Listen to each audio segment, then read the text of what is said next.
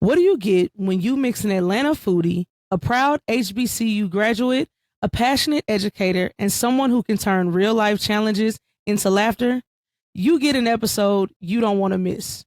This week on Stack Conversations, we're joined by Courtney Horton, teacher, Clark Atlanta University alum, Atlanta food connoisseur, and self proclaimed unpaid comedian. We tapped into her love for the Atlanta University Center, got into some of her favorite hidden foodie gems around the city, and talked about what led her to the classroom and the impact she makes every single day. We also had a real conversation about her recent health challenges and how her mindset, humor, and resilience continue to push her forward without letting anything slow her down. Trust me, this episode is equal parts laughs, inspiration, and real talk. Make sure you like, follow, and subscribe to Stack Conversations so you never miss an episode. This is Stack Conversations. Let go.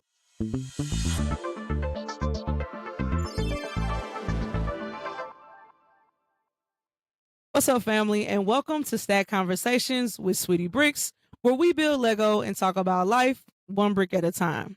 Today's guest is someone who truly does it all and probably has a hilarious story about it too.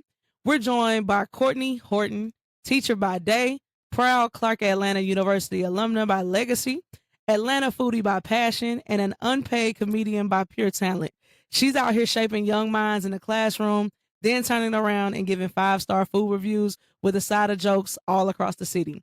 If there's good food, good vibes, and a reason to laugh, trust me, Courtney is already there, probably with a plate in one hand and a punchline in the other. Let's welcome Courtney Horton to Stack Conversations. What's up, co-host? You know that a chat did. You know Chat GV.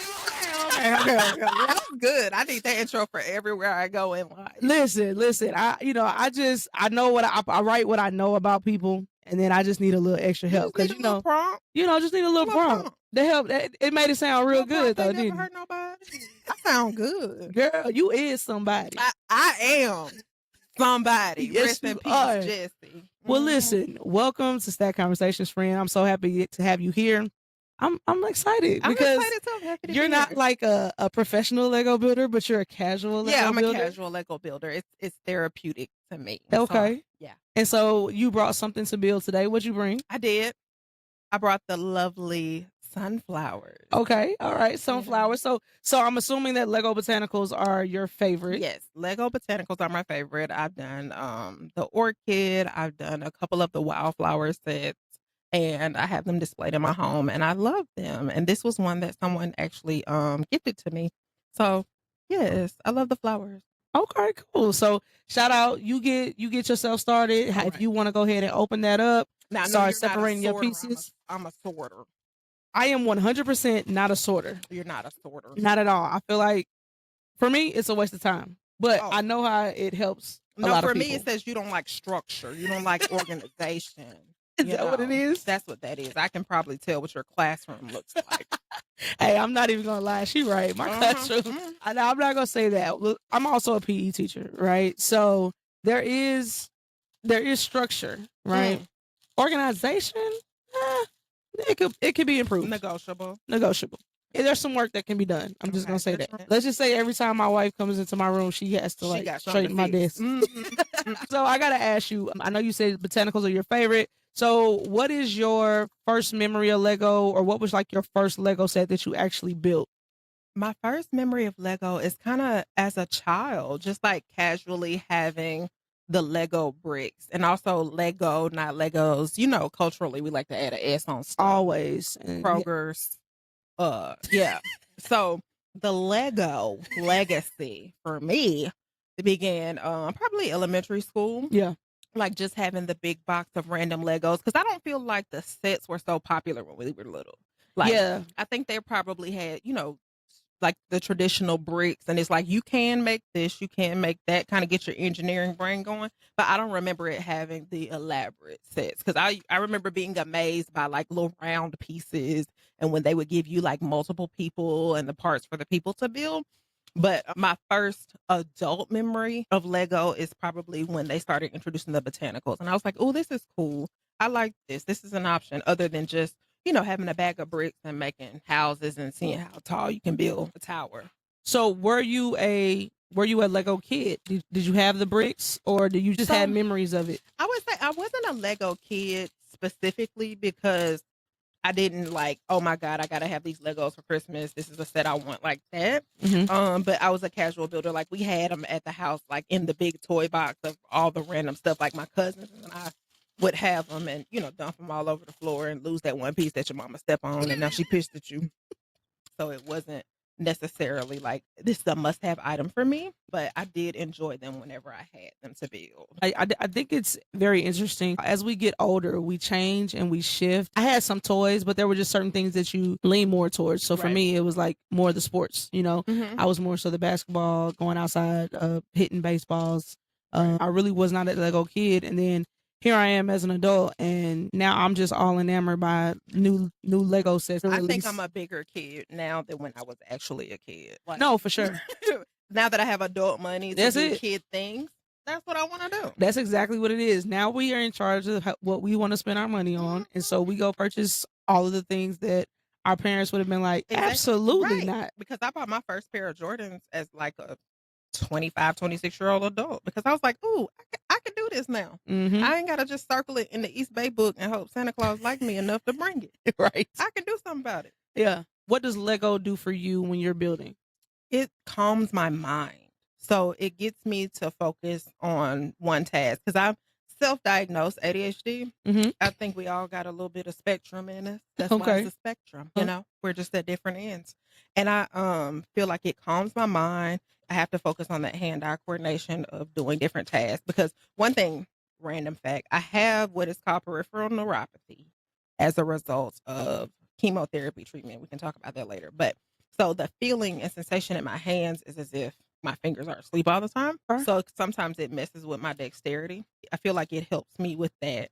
And then it also gets me to just quiet everything. When I do Lego, it's either like music playing or I'm like completely silent. And that's just from a teacher's perspective of being overstimulated throughout the day. You just kind of need that time to wind down and just think about nothing.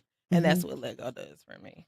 Yeah, I have to agree with you. One of the biggest things people kept asking, how did you find time to build a Lego set every single day when the Lego was really my therapy at the end of a school Yeah. day or at the end of a work day? Because it's like, oh, I'm finally don't have anybody asking me, can I go to the restroom? Coachy, Right. can I do Coachy, this? coach, Yeah. hey, Yeah. coach, mom, Yeah. mama. So it's that time, and just kind of calm your mind because you talked about me with my separating of the bricks, Mhm. right? When it comes to your life, do you feel like you are more instructions or improv? I'm more instructions, which is interesting because I don't like following rules. If I create them, I'm cool. But when it comes to certain things, this is the way it's supposed to be, and then I can put my spin on it later. So it's like I like to know the rules before I break them, so I Okay. can see the set, see the directions, and then kind of just go from there. But then I do find if I veer off too much, then it's like, oh man, now I got to go back and look at the directions for real. But I'm also like an IKEA girl at heart. I joke with my friends when you're moving and stuff like that. I'll come build all your shelves because I just like putting, I just like putting stuff together. It's Yeah. just fun. Shout out- procedural things. Right. Shout out to IKEA because these are all IKEA Billy bookshelves. Boom. So they're perfect size if you have a Lego display that you want to display. So you're an instruction person. Do you feel like you're also instructions person in your life, or do you feel like you're a little bit more improv? I'm very improv. I'm just a whimsical girl. I like to frolic. I like to dilly and dally. Yeah. And the outer shell is a little tough, but deep down inside, I'm just a little fairy. Yeah. Just a fairy. I'm just a fairy.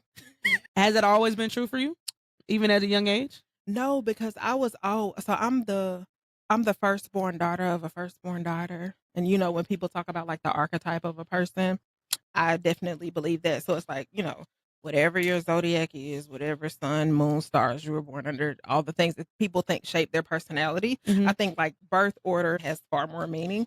So it's one of those things where I am an only child, but I grew up as if I had siblings, and I'm socialized as if I had siblings. Mhm. So ADHD. What was the question? What you say? The question Improv? was, has it always been true in Oh, your has it always been like true? as Yeah. you were growing up? So as I was growing up, and my mom's in law enforcement too, so it was like rules, rules, rules. I think I've become more freelance and impromptu in my older age, because I was always the rule follower. I was the smart kid, the gifted kid. And as I became an adult, I became more of a rebel. Mm. I think that's the Aquarius in me. When did that start? It was like 2 days after my 18th birthday, and I just knew I was grown. And me and my best friend at the time went to Old National and got tattoos. Ooh. Where did I get my tattoo, you ask? I'm a millennial. It's on my foot. It's a butterfly on my foot. And baby, that's a different type of pain. Yeah. And it was like, it's a lot of bones down there. It's in a that lot foot. of just bones and skin. Mhm. I don't care how big this body is. Them feet, I promise you, it's the feeling that I can't explain. Every nerve in my body felt like it was jumping. I was Yeah. like, I thought your spine was the center. Your foot can make everything in your body move if you touch the right bone or tendon the right way. Baby, that was some pain. But, I'm a thug. How did moms feel about that? Did she know? I don't remember how long I held it, but when she found out, of course, she was upset about it, but she wasn't tripping too hard because I had a job and that's how I wanted to spend my money. Yeah. And it's my body, my choice. So she wasn't too opposed to it. She knew something crazy was going to happen. It wasn't a baby. No offense to those that did, but I'm just saying, like, it was like, I can do a lot of things. This tattoo is pretty mild. Did you ever go back and get more tattoos? Absolutely. I have on my back, I have a crown and 2 roses. And in my heart of hearts, I want a sleeve. You want a sleeve? But I because I can remember the pain, I don't really know if it's gonna happen. But you like the idea of a sleeve. I like the idea of a sleeve. Yeah. I do. So you're definitely more improv now that you're an adult, okay? Do you think that helps or do you think it hurts you in your everyday life? I feel like it balances me. And I wouldn't even say I had a really strict upbringing. I'm no stranger to hard work. I've always seen my mother work to get what she wants, my grandmother being a hard worker, my father. I've had such a structured life most of my life. In adulthood, we only get one of these things. And at the end, it ends the same for everybody. We die. So I want to get as much out of it as I can and be in control of those things that I can be in control of and do what I want to do. I still do it within means. I'm in control of my life. I'm an adult. I got adult money. If I want to go do crazy things and irresponsible, the thing is, I still don't have a lot of irresponsibility. That's one thing. I want to be able to be, just balls to the wall sometimes, but then I have that mind of like, okay, be reasonable, be sensible, don't do nothing crazy. Yeah. But it's in me. There's a rebel deep inside of me that I try to quell most of the time. How does a rebel turn into a educator? Because my kindergarten teacher, Miss Laura Cameron, was the most wonderful person to me. She was a Black woman, Spelman educated. And I don't know what it was, but I was enamored by her. And I always wanted to be the teacher's helper. I would finish my work early and she would let me do different things. And it just looked so fun. And so from early on, that's what I wanted to do, was be an educator because I wanted to be like Miss Cameron. And then somewhere in middle school, I was like, oh, I think I want to be a physical therapist. So then I thought about that. Did some things to do that in preparation for college. Like as I was applying for colleges, I was like, it's one or two things. I want to be a physical therapist or I want to be a radio personality. So with that, I applied to a few schools, and my mom working at Morehouse, I knew I got a tuition waiver to go to anywhere in the AUC. Okay. So Spelman or Clark on a tuition waiver. So I was like, oh, that'll help save money. I got the Hope grant, me being my practical mind. So I applied. I got into Winston-Salem State. I got into Norfolk State. And then my mom was like, okay, well, did you apply to Spelman and Clark? I lied. Sorry. I don't even know if she know to this day. I never applied to She Spelman. know now. I never intended to apply to Spelman. I'm not a Spelman girl, I love my Spelman friends, but this just wasn't for me. And, Clark has a great mass media program. So I applied for that. I got into Clark. We literally walked my application over to the admissions office at Clark Atlanta University because I'm a bit of a procrastinator, Oh. I'm a recovering procrastinator. And we walked my we walked my application over there because I had gotten an offer from Winston-Salem, but it wasn't a full ride. So she was like, how you going to pay for the rest of that? Real? I said, you wanted me to go to college. She said, I already told you where you could go to college and I'd be supportive. So I was like, okay, whatever, girl.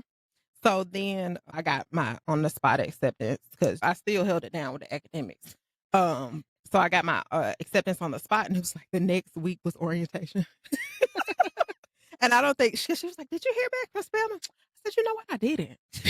So you just kept that lie going. I did. I never exactly said I didn't apply to Spelman, but I was just like, I ain't never hear back. Yeah. As if I did something to hear from them. I thought that I wanted to be in radio. I wanted to do this. So you decided to go to Clark. Mm-hmm. Were you ever studying radio while you got there? For about a week, maybe. Okay. Oh, yo. Okay. Hold on.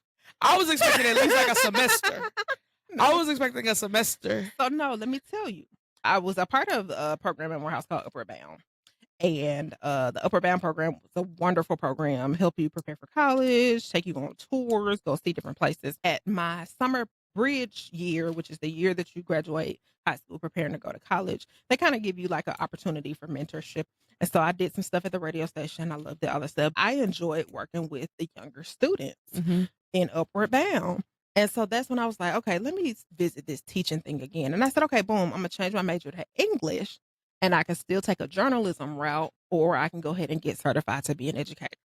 So I changed my major and I went to English. And at the illustrious Clark Atlanta University, you have to take your first year seminar. My first year seminar was with a young lady by the name of Gwen Morgan. Now, Gwen Morgan, she took her literature serious. Okay. I didn't. As she should. And we had papers, we had this, I changed my major again. So then I went to middle grades education, and then that program was phased out at Clark. And then so in order to not have to kind of start over or change my major and minor, I was like, I'll go ahead with the program and go with early childhood education. So that is how I got to be a Georgia certified educator, passed the gates first time, don't play with me, and graduated in 2010 from Clark Atlanta. Okay. So that was, I think it was like my first teacher, just having a wonderful experience with her. All of my teachers were white until I got to 4th grade, and I had her as a teacher again. Oh, okay. As So she changed. Yeah, now in education, as we know, especially in elementary school, they'll move you around. If you're certified P5, they'll move you anywhere around. So by the time I got to 4th grade, she was now a 4th grade teacher. And so having her again, I was like, oh, that's my buddy. She was admirable to me because all of my other teachers were white prior. So you were that kid that was like, what do you want to be when you grow up? I want to be a teacher. Okay. I was excited about it too. Yeah, it's not so many kids like that nowadays. Yeah. It's very slim. It's very slim. Very slim. And I, as much as I am a teacher, I'm also an advocate for you doing something else. Absolutely. Baby, if you don't love it, yeah, don't do it. Don't waste anybody's time. Because if you don't love it, you'll be eliminated one way or another. And education is not what it used to be. It's not for the faint of heart. Let me just say that. Now you did mention it a little bit. So you talked about you are a graduate of the illustrious Clark Atlanta University. So how did your experience at Clark Atlanta shape who you are today? Ooh, that's a good one. And it's funny, I was talking to somebody about like our network. I have the same friends that I have had since I was at Clark Atlanta University. Something here done went wrong. Back to the direct, so you can't freestyle. It's all right. Sometimes you got to take a minute. You gotta take a minute and figure out and go back. What they talking about? Because you told me to put that on top. Okay, 1, 2. That's upside down. There you go. Yep. No, they go on the bottom. Well, they go on the top. That's what it is. That's what it is. Thank you, friend. I got you. A little directionally challenged. It didn't look like it was supposed to fit right there, and it do. All right, now let's back to the question. How did Clark Atlanta shape who you are today? I think there is nothing like an HBCU experience. And not only that, the Atlanta University Center is very unique because it's a consortium of several schools together. So it's like, They call Howard the Mecca. All respect to all HBCUs, but I really feel like Atlanta being a Black Mecca and the Atlanta University Center being a hub here is an amazing thing. And it's an experience like none other because, especially in the time that we grew up, we were coming up in Atlanta when like Snap Music, Soulja Boy, Lil Jon, like it was just a cultural movement. So it's like it's shaped me in a lot of ways because of access. I had the opportunity to intern at this program called New Leaders for New Schools. And it's not common that as an education major, you're going to be able to find an internship. As I went to Boston for 6 weeks. And that happened because of a relationship that I had built with someone on campus. And my professors also knowing, me being a good student, keeping my name clean and being in good standing, I was able to have the opportunity. My whole circle, there's so much of my life that's intertwined with Clark Atlanta University and just having, HBCU love among other people because I feel like it opens up your life and your network. It's like all HBCUs are cousins. So it's a family thing. And it's like, we can talk about each other, but y'all can't talk about us. Yeah. And it's not like completely an exclusionary thing. I think it's very inclusive and it also helps broaden who you are as a person because you meet all different types of people. Right. And not just different types of Black people, different types of people in general. So it's like you have friends, me being from Atlanta, staying in Atlanta, I have friends from New York, from LA, from Minnesota. There's Black people there. Like we have people from all over the country and even all over the world, like having the opportunity to have study abroad programs. It helped me become the woman that I am because having those professors that stay on you and they treat you like you're their niece or nephew and they care about you. And there's just the entire familial aspect of it. And my whole circle is Clark Atlanta. I met Quinn in like 9th grade. And then she introduced me to her crew at Clark, and then that became my crew. And now, on into adulthood, I got plenty of nieces and nephews from them. And then the extension of our CAU fam, and we get together at holidays and homecomings and all of those things like that. I just think it socialized me. One, it forced me to kind of come out of my shell as a person because it's just like, walking down the promenade, seeing people, just understanding, we're all here for a purpose, but we can have fun too. Meeting people in different fields, also having that exploration of the ability to come in one major experience that I didn't like it. I changed my mind. I'm gonna do something else. Absolutely. And then ending up in the field of education and through the practicums that I did at the end of my degree, because I had such a good relationship with the school, I ended up getting hired at the school that I did my student teaching at. Basically just connections that Clark Atlanta was able to open a lot of doors for you here in the Atlanta area. And absolutely, I'll say this, you mentioned the internship, which is amazing because usually there's not much of an internship. Yeah. It's really just like your student teaching when you're getting your degree in education. So and it was paid too. Yeah, they paid you to go to Boston for 6 weeks. And, I'm pretty sure that was an incredible experience because you get to see a whole different side. Boston is not Atlanta. If you've never been. Boston is not a Black city. I mean, just different. Oh, but the seafood, baby, on point. You already know. Lobster. That's where I learned about legal seafood. It was so good. The bread. I dream about it. Illegal seafood was one of my favorite restaurants. I'm going on a tangent, but legal seafood is good. If you have one near you, go visit. If you like a lobster, you know what I'm saying? If you like a little roll with some butter, it's good. It's good. Now, for everyone out there that doesn't know what the AUC is, the Black Mecca here in the Atlanta area, the AUC is the Atlanta University Center, and that consists of Clark Atlanta University, Spelman College, Morehouse College, and International Theological Center. There you go. Formerly Morris Brown. There you go. Morehouse School of Medicine. Yeah, it's a multitude of schools, and I actually just talked to my daughter about this the other day because she didn't realize how many colleges were actually located in the city of Atlanta. So it's all of those HBCUs on top of Georgia State, Georgia Tech. So it's just all right there. We graduated out of high school 06. 20 years. Girl, 20 years rolling around. But, I will say in 2006, I feel like HBCUs were not getting as much love as they are now. And that was just kind of my experience. Now, I did start out at Southern University in Baton Rouge, Louisiana. I come from a long line of Jags. My dad is from Louisiana. So my dad all of his brothers and his one sister, they all graduated from Southern. It was a family thing, you know what I'm Yeah, saying? So I was like, tradition. it was tradition. So I went to Southern and I was there for 2 years, and it was a great experience. And you were not a number in a classroom. Your professors knew who you were. They cared And they about knew you. what you were doing. Yeah, and it was almost like having an extended family. It was, You for know, sure. that kind of stayed on you. And I left Southern for different reasons, right? But it was never the school. It was never the school. It was never the people. It was honestly for probably all the wrong reasons now, and I can say that now as a fully grown adult. Yeah. But things at the time you didn't realize. Yeah, things at the times you didn't realize. But I left Southern and ended up going to a PWI, and and that's okay. yeah, and it's fine. But I will say that that's probably one thing that I wish I would have just went ahead and stayed and graduated from Southern University.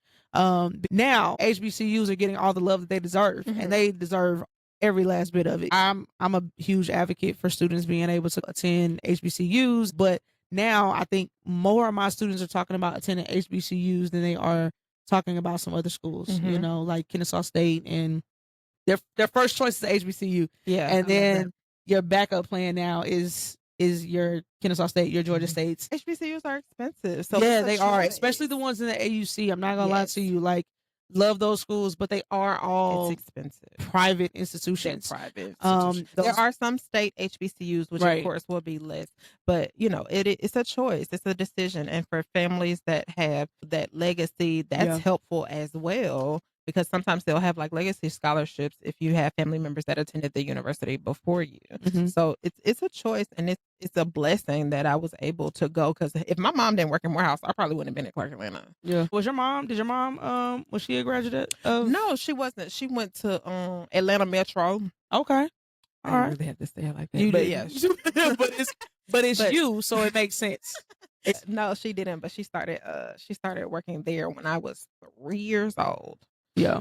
And ain't no spring chicken. So she been there for a minute, but that shaped me as well. Like growing up in the Atlanta University Center. Like I might have been like 10 and they had Lil Wayne at homecoming. Oh, and you went, didn't you? Baby, I ain't know what marijuana smelled like before that night, but when I left, I smelled like marijuana. And it was so much fun. And it's like I have Morehouse brothers that look out for me, and then my Spelman sister. So that was just a wonderful upbringing to have. So now when you did decide to go into education after you graduated from Clark Atlanta, what grade level? I know you said early childhood. Yeah. So I'm certified kindergarten through 5th. And in my student teaching, I fell in love with 2nd grade. And that's just like the fun age where they still respect you and they have that like healthy fear of adults. They're not attitudinal and crazy, hormones, all that other stuff that happens in 3rd grade. I don't know what the shift is when they turn 8 and 9 years old that they just get crazy. But 2nd grade was amazing. And so when I got hired for 1st grade. So I was like, okay, this is cool too. So I taught 1st grade for, I think, a total of 7 years. Then I was 2 years at 3rd grade. And then I got a 2nd grade position. And I only taught 2nd grade for a couple of years, but it was absolutely my favorite. And then I've taught 4th and 5th grade math. So I have experience with 1st through 5th. I don't know if I would ever be able to do kindergarten. Okay. I'm not that girl. A little too emotional, a little touchy-feely, snot, doctor. Like your teeth falling out. Everything is just, actually, no, I think the teeth fall out like 1st and 2nd grade. So I did have to deal with that a little bit. Yeah. It's a lot. It's a lot. So now you're not still in the classroom, right? I am not. So you transitioned out of the classroom. I have. And now I am a testing coordinator for a virtual school. Okay. Were you ready to leave the classroom, or it was just time? Everybody's ready. Everybody's ready. You just know.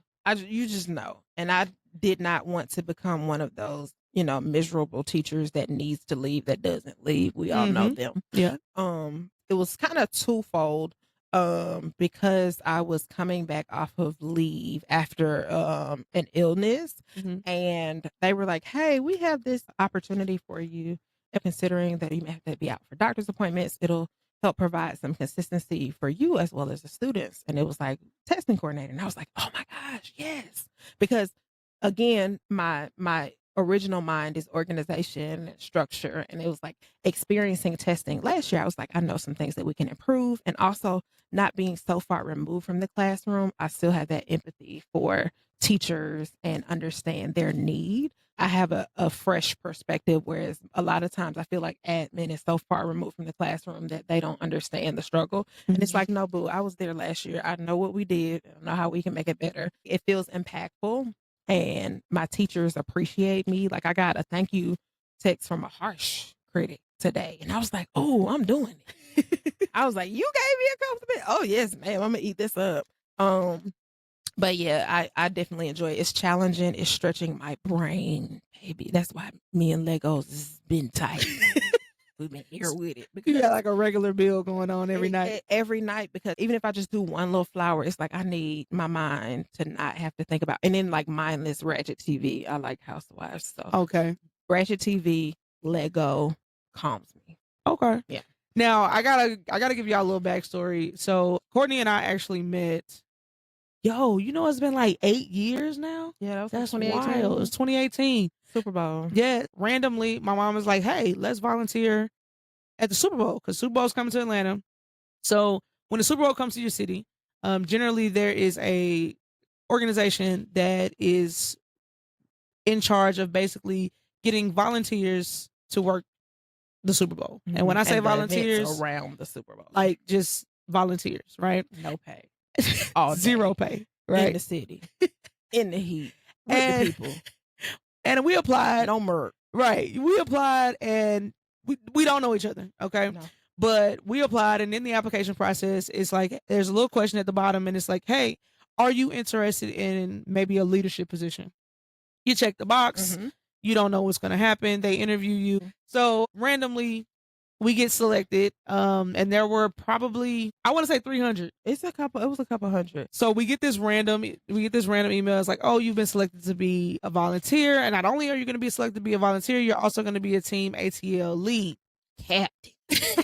So a We got team some ATL power. captain. We got to look. It didn't come with no power. It didn't come with no power, but it felt like it. It felt like it came with some power, but we felt like we had a little bit of power only because they told us that, hey, there are over 10,000 applicants. There were over 10,000 people that volunteered that wanted to just be a volunteer for the Super Bowl. Right. So you should feel special. Right. And so we actually had to interview like hundreds, Other people. thousands of Yeah. people, all right, on Saturdays. It was like some random Saturdays, and we would be there for hours on end. But just naturally, you're interviewing these people, you're hanging out, and we didn't meet until Super Bowl weekend. We didn't meet until the actual weekend. Yeah, Super because Bowl comes, and the week of the Erica Super Bowl, had a clique. I didn't have no You clique. did. You had a clique. You had a clique. I I was didn't not have in a clique, but I like to be included. So I put myself in Erica's clique. The- Now go ahead. This is funny because I don't have I don't even remember having a clique. Okay, so one part you're leaving out is that we had different assignments. That's the part. You're basically taking a group of volunteers out, and you're like, oh, hey, today you're going to be at the NFL experience, or you're going to be at the airport welcoming guests. You're gonna be at hotels. Yeah, you're going to be at hotels, or you're just going to be on the street team. Street team was a team to beat because everybody was on the streets. Yeah, that was your squad. Everybody was in the streets, right? So we randomly, just meet, obviously just being like team ATL captains. She said I had a clique. I don't think I had no clique. But I don't even remember how. I just remember one night we were leaving, and then we just kind of all clicked up and we were hanging out and talking. You know what? I think it was when we went and took like the donuts to the Atlanta Union Mission. I think that was like the first night where it was like we really sat and talked. Yeah, I think because we ended up like walking, or like Yes, we ended up walking. We walked from yes. Man, let me yes, tell yes, you, you want to get some steps in. Volunteer to Man. work a Super Bowl. Okay. We walked from the Congress Center to the Atlanta Union Mission. Yeah. And back. And then was that the same night we walked to the gathering spot? Yes, it was. It was the same night we walked together. We got steps. And when I tell you 40,000 steps, easy, like easy. We walked okay. miles that day. We walked so much. But you hung out with these people for literally a week. Yeah, on end. And I don't even know how, because you were teaching. Were you? No, I think that was my gap year. I forgot to say that. because that's why I said when you're ready to leave the classroom, you're always ready. I taught for 7 years, and then I took a gap year because I was like, I don't want to do this. This is stressful. People are crazy. I don't want to teach no more. These kids are crazy. Yeah. So that was actually my gap year, and I was working for A3C. So my schedule was a lot more open. But yeah, that was my gap year. It was the wildest thing because I have Mhm. never seen so many people not at work. Right. We all just had time. We was hanging out in the city of Atlanta for a whole week. Right. We would take on extra shifts. Yeah, it was. It was a lot of fun stuff. Do you remember the night? So we went through all this training for the Super Bowl, and there is this barricade. No. Oh. There's a human trafficking session that we have to go through, and we took all of the training sessions very seriously, but it was very intense. And these people came in and they trained us, and they were like, you know, these type of events that come on in cities, it's very likely that you're going to see certain things. And if you see something, say something, make somebody aware, you know. And we talked about sex trafficking, human trafficking, what it looks like. It's not just kids. Yeah, it's not just kids. It's not just women. You know, it's a whole thing. And so we went through the whole training session, and we're out in the city, and there are hundreds of thousands of people in the city of Atlanta. There are concerts going on at Centennial Park. There is just all kind of stuff going on. But we're walking the streets. It's me, Courtney, I think maybe Tasha or Tiff was with us. We were all just kind of walking in the city, and there was a couple of dudes with us too. Was it Curtis? Curtis was with us. Curtis was with us. We're walking down the street, and no lie, there are some kids just standing on the corner, and they selling bars of candy. And that was one of the things they said was a red flag. It was a red flag. And we're walking, and we were on a mission to do something, but we see these kids, and it was almost like instantaneous.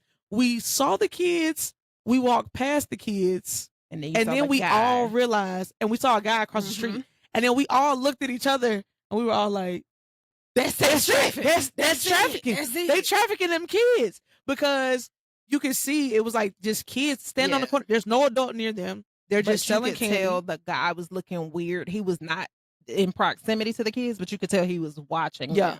And I kid you not, we all realized, we turn around and we start walking back to the kids, and them kids, they snatched up all their candy and they disappeared like that. I mean, they were just gone. And I mean, we tried to like look for a little bit, but we never saw them again. And I don't know, that stuck with me. It did. Me too. That night stuck with me, because I was like, still, oh my goodness. Like I still there's a organization called Youth Spark in Atlanta, and they do the trainings annually. I still go. Yeah. I still go. It was just like an aha moment, because you know, like people tell you stuff is gonna happen, and it's kind of like one of those like school things where it's like, oh, we practice fire drills all the time, and so, but you never think you actually gonna experience the actual fire drill. I mean, like a real fire. Yeah. And that night we definitely did, but that's how we actually met. We never just got out of touch with each other. She was stuck with me. Yeah, we've been stuck with each other ever since. I annoyed her more than anything. Like I tend to do that with people that I like. Like I find out how much of my personality can you take before you just be like, hey girl, shut up. No, for real. Like, listen, if you see us in the street, all right, if you see us out and about, we usually probably bickering. Shenanigans are happening. We probably bickering. She probably cussing me out, but I'm saying something true, and it's factual. But we giggling at the same time. We're laughing. You know, no, you're laughing at me. What am I doing? All the time, because she ain't dealing with a full deck, okay? So like, just I do. I got big joker, little joker, ace, king, all the suits. Listen, I might have an extra card. Get you a friend like Coho, okay? All right. But now I gotta tell y'all another little story, and it's gonna give me a perfect transition into my next question, because we used to have this thing where we used to kind of get together. I want to say like once a month. Yeah. It was like post-COVID. Was it post-COVID or pre-COVID? Dang, it was a little bit of both, because we had like a solid 1.5, 2 years before COVID. Yeah, Super Bowl and COVID. We did. So I want to say it was pre-COVID. Like we were locked tight, where we were like, okay, once a month our crew would get together, and it was like different people's turn to plan something. Outings. So it was like, all right, Courtney, this your event. You know what I'm saying? And we like, all right, cool. So she plans this place. She sends us the name of this restaurant. She's like, who's all coming? So I can go ahead and make a reservation. Boom, cool, right? So we go to this restaurant, and they're waiting for our table. So we're like chilling up top. She makes the reservation and everything. So dude comes up and he's like, Miss Horton, your table's ready, right? They take us to the table, all right? It's like the table in the restaurant. The chef, the best table in the restaurant. The chef is like coming out and like talking to her. Like the manager is like, we got you a complimentary bottle of wine. And I kid you not, we all look at her and we like, Like it was some mafia. we were like, who are you? I started Googling her. I'm like, now I've known you for a year. And I know I follow you on social media. Where this come from? You ain't nobody. I am. But no, but she is somebody. She's a good person to know, right? Because let me tell you, I thought I was a foodie until I met this chick right here. And I'll be like, yeah, I just like food. Like, she's a real foodie. But okay? let me tell you, that came from my life hack is at restaurants when you get good service, when you have good food. I ask to meet the people. Okay. If the owner is here, if the chef is here, I ask to meet and I'm just personable. Hey, I love your food. And most of the time I lead with like a joke or something to kind of disarm them. Because when you ask for somebody, because I don't tell the waiter or waitress, I'm like, can I see the manager? Can I see the owner? Can I see the chef? And, I don't tell them what it's for. And then, you hype that person up, you hype the food up. And I just be like, listen, I don't know who y'all got back there, but tell everybody I'll come and slap. Can I curse? There's no cursing. You can curse. Go ahead. I'm about to come back there and slap the shit out of everybody. Because why y'all making this food this good? And then, that kind of breaks the ice. And it's like, they like you. When you come back, make sure you ask for me and stuff. So that's how that came. And so the restaurant that we went to, I had just built a relationship with the owner because I liked it. I told him I was coming. I was like, hey, me and my friends are coming. He was like, okay, yeah, definitely. If I can be there, I'll stop by or whatever. But he had told the other people to look out for me when I got there. So that's my little life hack. Let me tell you, bro came to the table. He came to the table. We had a good meal. There was like complimentary stuff. I was like, okay. It was so fun. You booking all the right. You booking every reservation. The other thing is when you show people your talents, then they want to abuse it because then Absolutely. It was like the next 3 times it was like ask Coho, let Courtney to book it. Let me tell you something. You ain't gonna have me taking y'all somewhere and then I'm just a regular Joe Schmo. Absolutely not. We got Chili's, Triple Dipper.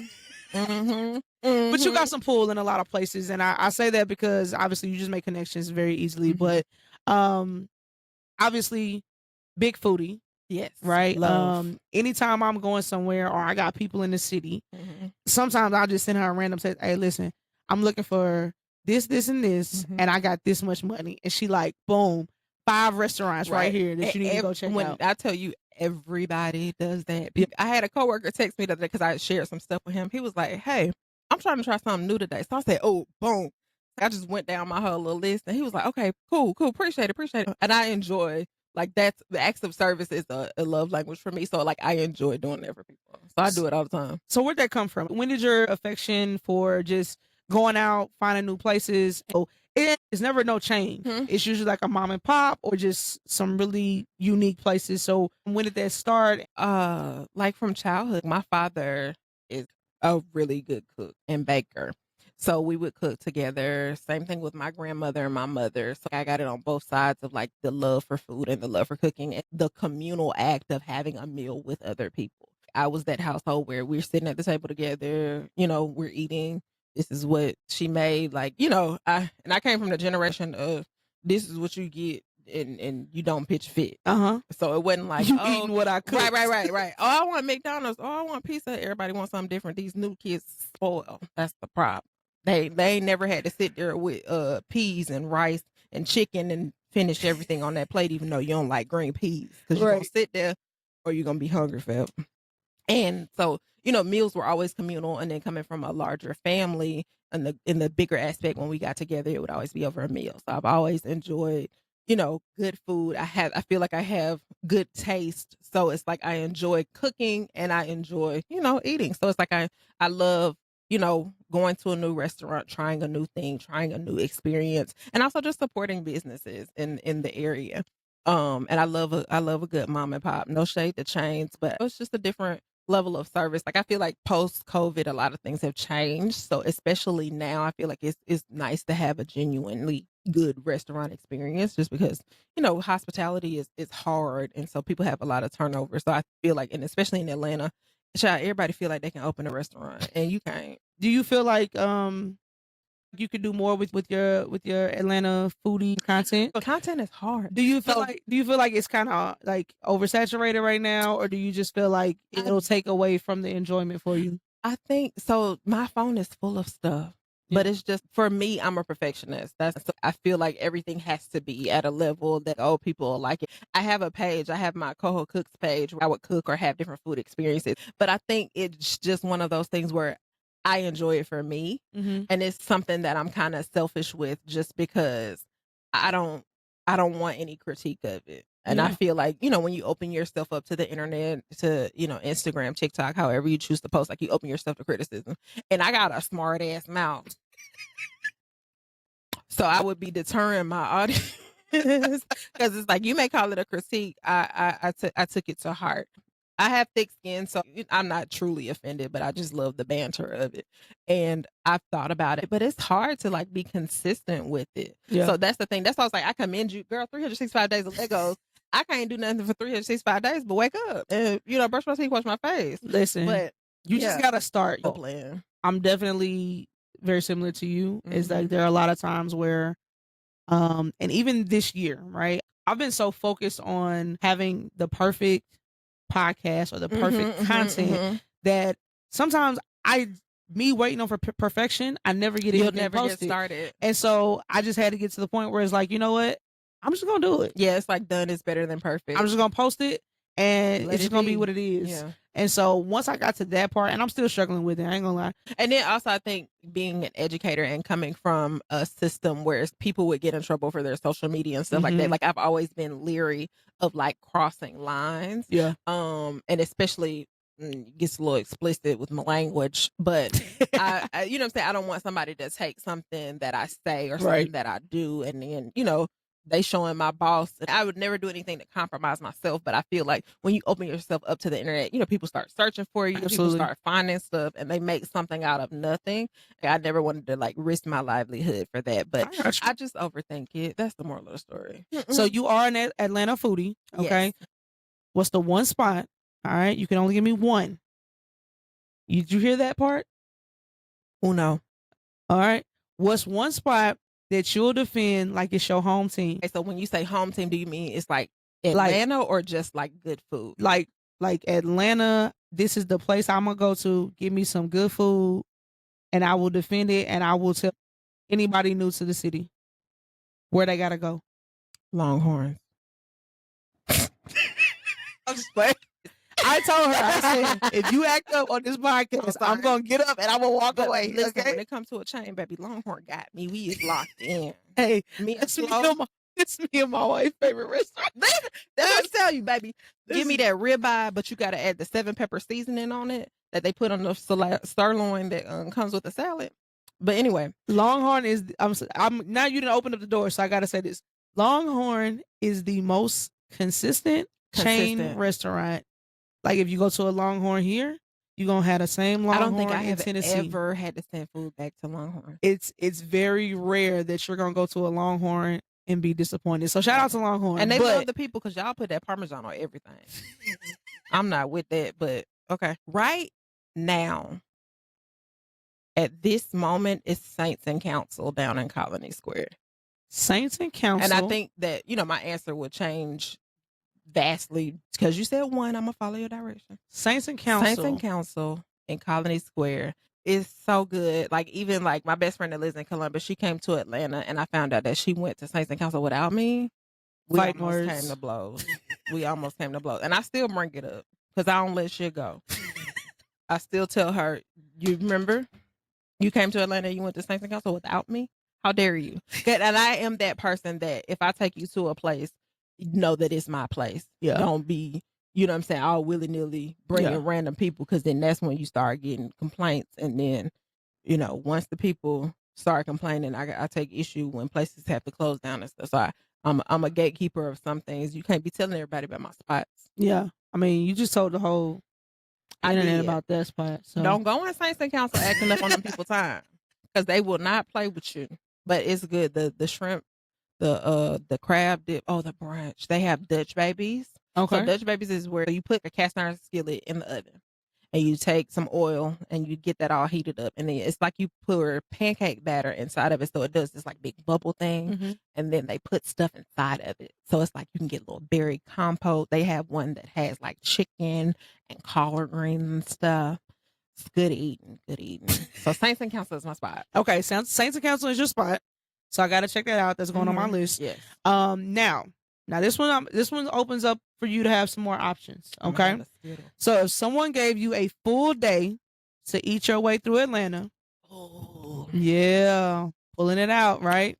What's your perfect food lineup from breakfast to late night? And I'll even give you a snack in there. Oh, yeah, I know I'm nice.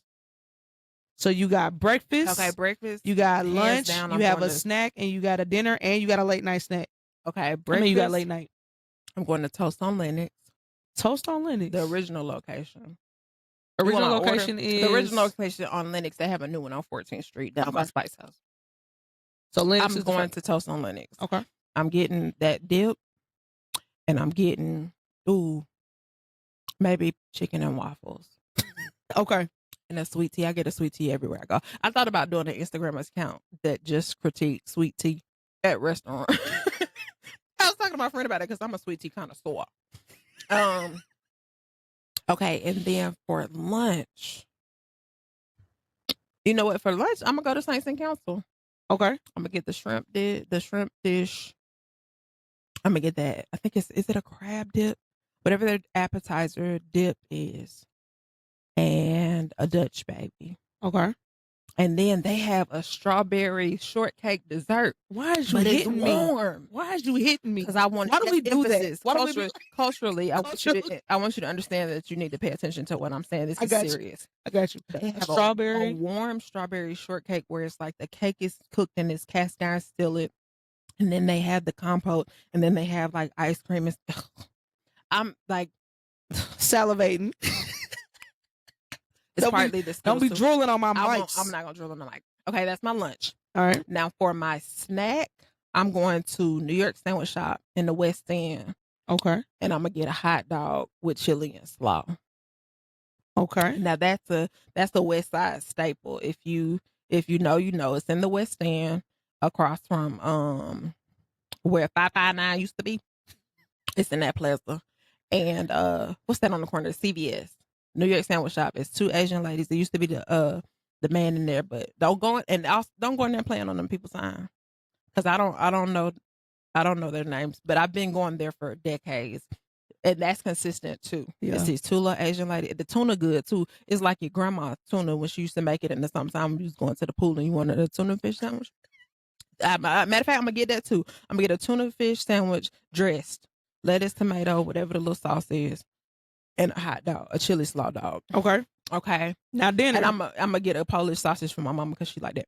And then for dinner, I am going to go to.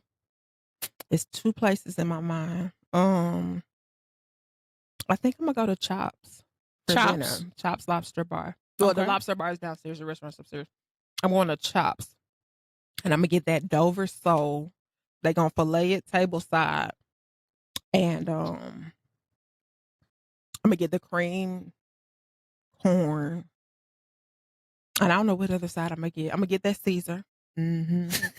You giving us the whole sides too. Yeah. And then there I'm gonna get a lemon drop. Okay, good lemon drop. I'm gonna get a lemon drop, and that's at Chops. That's at Chops. Now late night, y'all done after dinner, y'all done went out. This is real fat. I'm going to Marcel for that burger. Marcel. I'm going to Marcel and getting that late night burger. It's limited. You got to get there because they only, it's like 10 a night or something crazy. That's wild. How much is that 10 a night burger? Who cares? We're talking about. Listen, baby, I am that girl where I'm going to spend a bag on food. Like, I don't care about a purse. I don't care about a shoe, an outfit. But I will blow a Louis Vuitton bag in a restaurant. Yeah, I feel like that menu that you just. I feel like that menu just. Yeah, dropped. My day is easily $1,000. Yeah, just food easily. Yeah. And then I'm also oh dang, I could have went to house. No takebacks. No takebacks. I'm gonna go to Shops, and then my late night is gonna be Marcel for the burger and their Caesar salad they make table side and the steak frites. Okay. Because we share. I'm a communal eater also. Like I'm the one, we gonna go to the restaurant, we gonna order some of everything and we just gonna graze across the table. Oh, for sure. We definitely ordering all the appetizers. Absolutely. We have to. We have to. Because especially if I'm at some place new. Mm-hmm. Absolutely. We trying everything. We're tasting it all. I think we did that when we went to your third spot. Absolutely. Yeah, we went to your third spot. Changed. They have changed. Yeah. I took my wife and it wasn't like our first time. And we didn't have the service that we had. The waitress gave me a Chinese New Year envelope because it was her birthday. Red envelopes because it was my birthday and it had money in it. Yeah. Who does that? Like that's what I'm talking about when you talk about like service, and you get that at like mom and pop spots. But yeah, your third spot was definitely a cool little spot when it first opened up. Yeah. I think they changed management or changed chefs or something. And it's just the menu ain't with it because them little crab balls. Man, you remember when you got that bone? You the first person I ever had bone marrow with. Bone marrow. I feel like she just opened up my whole food palette. I'm not even gonna lie to you. And that's the other thing about like when you graze, you get people to try stuff that they wouldn't normally try. No, for sure. Yeah. No, for sure. She's definitely my foodie friend. Like I just had to know like what's your top places that you're going to. Mm-hmm. So obviously, friend, you got a lot of things that you do that you got going on in your life. What right now? What are you building brick by brick in your life right now? Ooh, that's a good one. I would probably say just my happiness in general. Just ensuring that I have good people around me, pouring back into the people that I love. So, I did a birthday dinner this year. It was the first time I'd done that in a while because I hate planning stuff. But this is my year to give my friends their flowers. I saw the pictures and it looked amazing. Yeah. It was all color. I know. We love we coordination. And that's the thing. I've never really been that girl to be like, oh, we gonna have a birthday party. Everybody ought to wear this. But I was like, yeah, I'm gonna have a bad bitch birthday. So I was like, everybody wear your shades of brown, wear your nudes and your neutrals and all of those things. Yeah. And then I had my god brother there taking pictures. I just wanted to celebrate the people that celebrate me. My people really show up for me. And so I just wanted to be able to show up for those that pour into me and show love. And so throughout this year, that's just my thing, to give everybody their flowers and show my appreciation. Because the past couple of years have been hard. And so just having people that are there coming to the house to make puzzles with you and, different things. So I just appreciate everybody. So I guess it would be building my happiness and also showing my appreciation, like just in different ways, reconciling relationships, just trying to understand and be understood by those around me, and show up in the best way that I can to support them too. Okay. So you kind of mentioned it a little bit earlier. The numbness in your fingers, and you mentioned it's a result of your chemotherapy. Mm-hmm. So, whatever you want to share in that journey, how has that been, just dealing with everything that you have been going through personally? It's been hard. I know I make it look easy and I can joke about that, but it's hard. But I have a really, really solid community. So I don't have many days where they allow me to be down. Mm-hmm. So it's like I have, physical things, mental things. Having a chronic illness is something that messes with your mind. And it's something where you kind of grieve yourself each day of things that are different in your life. Like I've had neuropathy in my hands and feet since summer of 24. Mm-hmm. It's become normal for me, but I have plenty of things that I can complain about, but I don't because it's not going to do anything. I have friends that I can call and I can share. And when people check in, I'm honest about it. Like I'm not going to say I'm good when I'm not. Yeah. I have friends that can call me and just know the sound of my voice, or if they FaceTime me. My best friend FaceTimed me yesterday and I was looking crazy. And I just answered the phone with a look on my face like, yeah, I look like what I'm going through. Today's a hard day. And so we just, sat on the phone and laughed. I know she took screenshots. They better not appear anywhere.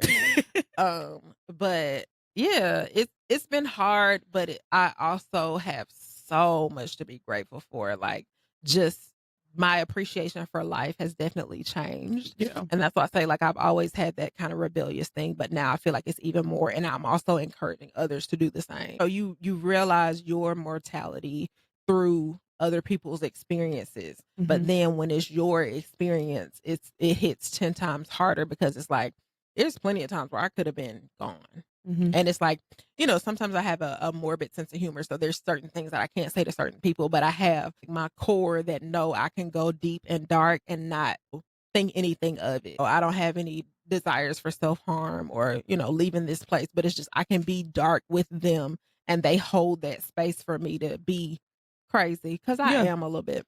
No, she a little off for sure. I am. She off for sure. I remember when you told me we ended up talking, and she just kind of told me everything that she was going through, and it's so weird because she is like y'all see she's stupid. Like I ain't got it all. she ain't got it I all, don't know right? where I live. She's that light friend. So all the friends that I've seen and experienced, because she throws some dope parties and the food be bumping. Yeah. Okay, but all of the I friends never that did you party. surround I didn't yourself do my with, party this year. you did not. You did not. Which we're gonna have to make sure that happens. My Christmas tree's still up though.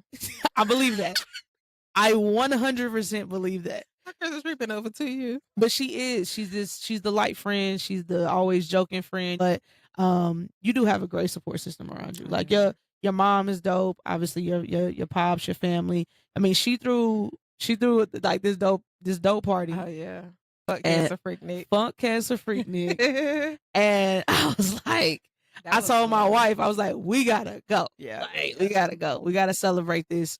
Because that's just who you are. Mhm. And it was just a coming together of all the people that love you. And it was just like the And then, dopest like, party. my people love my people. My community is truly a community. And when it comes to me, like, they don't play about me. I can honestly say that. And that was another thing of me paying back to everybody. We had the bounce house for the kids. We had ices. It was a 90s Freaknik theme. So it's like, wear your Daisy Dukes, get your spray paint shirt.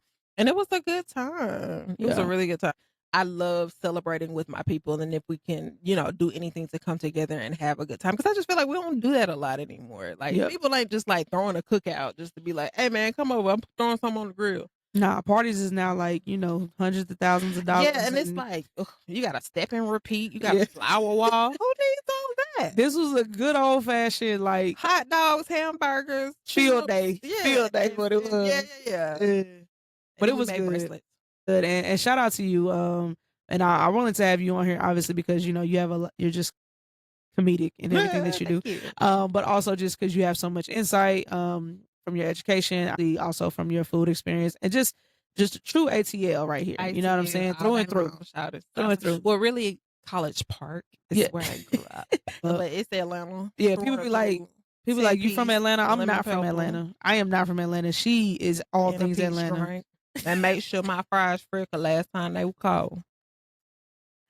But friend, listen, and I'm super proud of you because you carry yourself with grace all the time, and always praying for you and hoping that your health continues to be well. And so, how did you enjoy that bill? Because the sunflowers is looking pretty good. It was nice. I like that. And you like the sunflowers because it's a botanical. I do it. What's your favorite flower? My favorite flower in general? Ooh, I'm simple. I like a rose.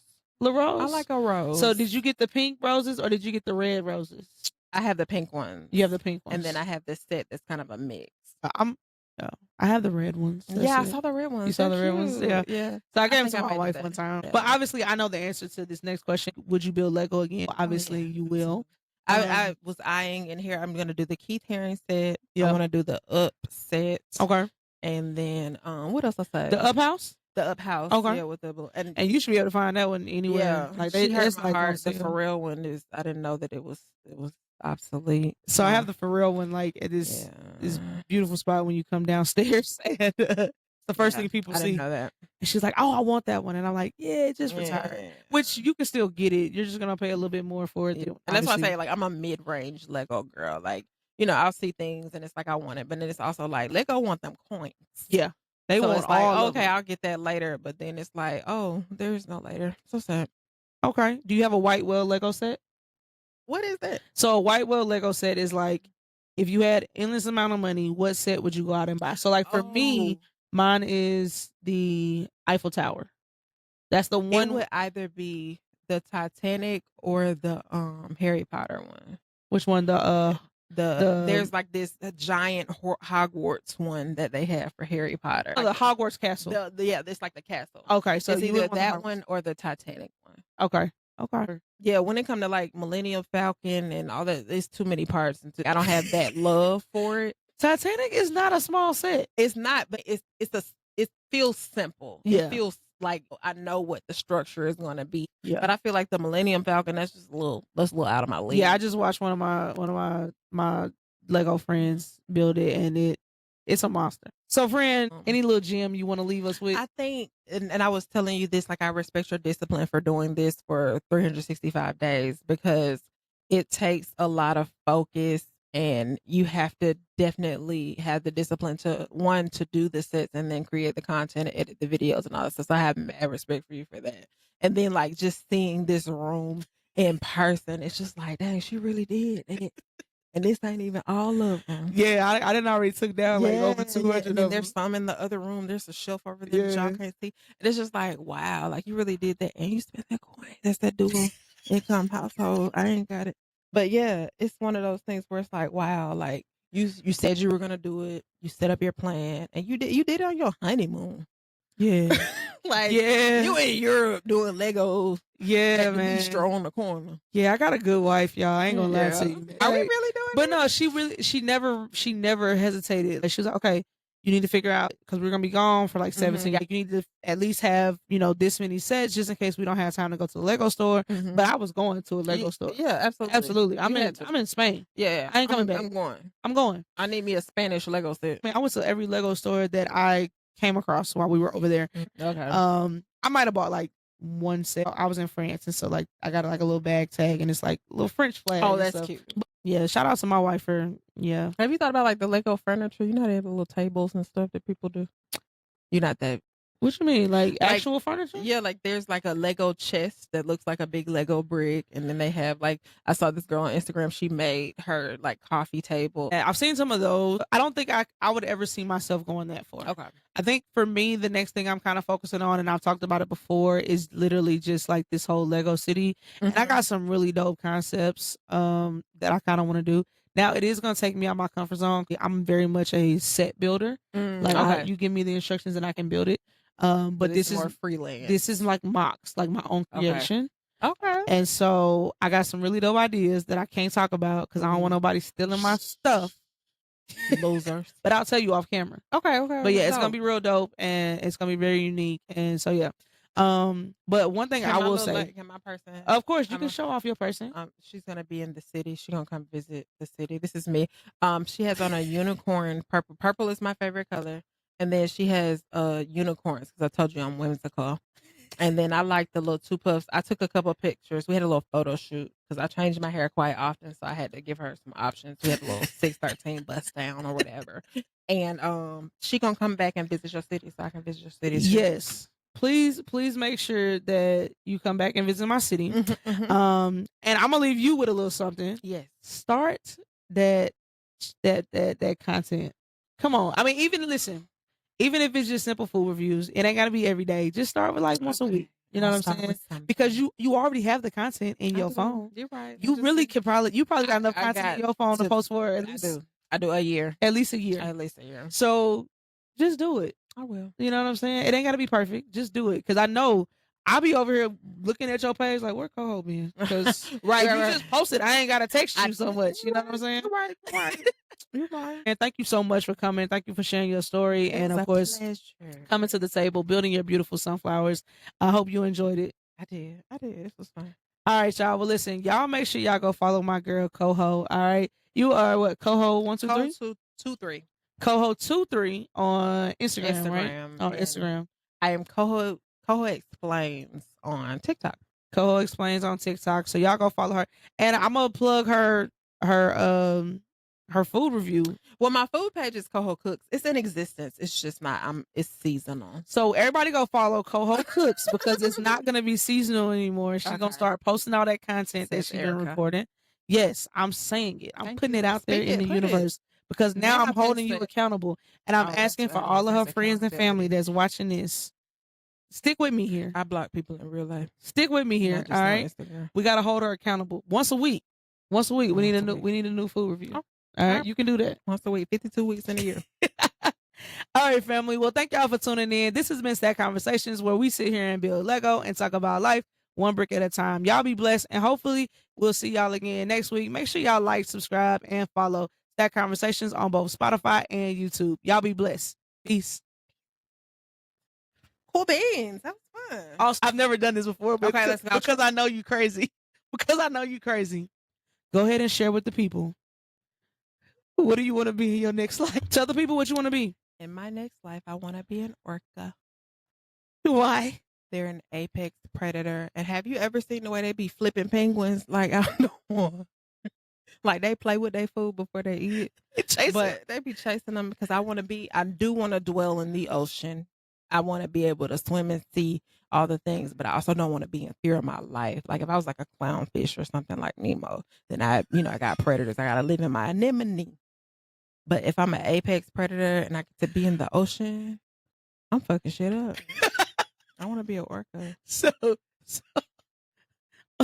y'all, I can't make this stuff up, y'all. I cannot make these are regular. About what you want to be in your next life. These are regular conversations. These are regular conversations that we have. Mm-hmm.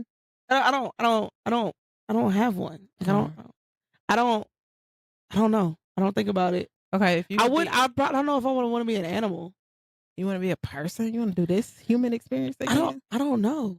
I don't know. I have no idea. A tree. The trees get chopped down. Trees get chopped down. Unless you like a redwood, they protect it. I can come back as a redwood. I don't want to be no tree. Because then I feel like I got no freedom. So you have thoughts about what you want to be? You want to be something that you want to be a butterfly? They don't live that long. Butterflies live like 3 weeks. And then you got the ocean. The ocean is scary. Could you imagine being a caterpillar and then you go into your cocoon and like you just melt, like you turn into goo, and then you come out as a butterfly? How traumatic is that? And then you just die. Like if somebody touches you, if you touch the wing of a butterfly, like the butter comes off and they die because they can't fly no more. That's terrible. See, I don't want to be an insect. Yeah, I don't want to be. I wouldn't want to be like no dog or nothing. Like a dung beetle or something. Now, if I could choose, I would come back as like a Bichon Frise. Like I come back as a bougie dog because I know I'm just gonna be a lap dog. I don't know. I don't want to be like no pit bull. I don't think I would want to be no elephant. Okay, so if you could be any flavored chicken wing, what would you be? Honey, no. Let me take that back. Why any flavor of chicken wing? Why not? I asked my hot friends lemon pepper. Okay, so boom. See, you had an answer though, because I asked my friends that. Like, we asked, like, how was your day? Like, what flavored chicken wing are you today? And that explains. So hot is like bad? No, it just depends. Like, if you have a rationale behind it, like you can be a dry rub lemon pepper because you feel ashy today, or you can be like a teriyaki. It's like, I'm a little sweet, I'm a little spicy. It was a good day. Help me. I'm a little wet. Help me. But yeah, my flavor is honey hot. Honey hot? Mm-hmm. Okay, honey hot. I'll probably be hot lemon pepper. With blue cheese. I always get blue cheese at restaurants because it's the most consistent. That's so weird. Because if it ain't Wingstop Ranch, I don't want it. Really? And I don't even like Wingstop wings that much, but I don't like Wingstop I'll wings. go because I They're want too the big. ranch. Yeah, they are. I get the boneless. I get chicken nuggets. I get barbecue chicken nuggets when I go. They pumped up for sure. Yeah, I don't like their wings, but their ranch, baby, and Longhorn Ranch. With them wild shrimp. Let me tell you, when you go to Longhorns, get the wings. The wings are busting. And the ranch. Yeah. And that outlaw, I ain't gonna lie, that outlaw ribeye, that's my thing. That's what I'm saying. Longhorns. Outlaw ribeye. 7 pepper seasoning. Cooked medium. Wild West shrimp. Sweet potato. Extra bread. Caesar. Broccoli or Brussels sprouts. I ain't never had the Brussels sprouts. Oh, they busted. I gotta try the Brussels sprouts. If you like I'm really not a good Brussels sprout. They're a flash fry. They're crispy. I think you'll like it. Okay. It'll change your life. I never did you wrong when it comes to food. That's true. Mm-hmm. All right, y'all. We out. Peace.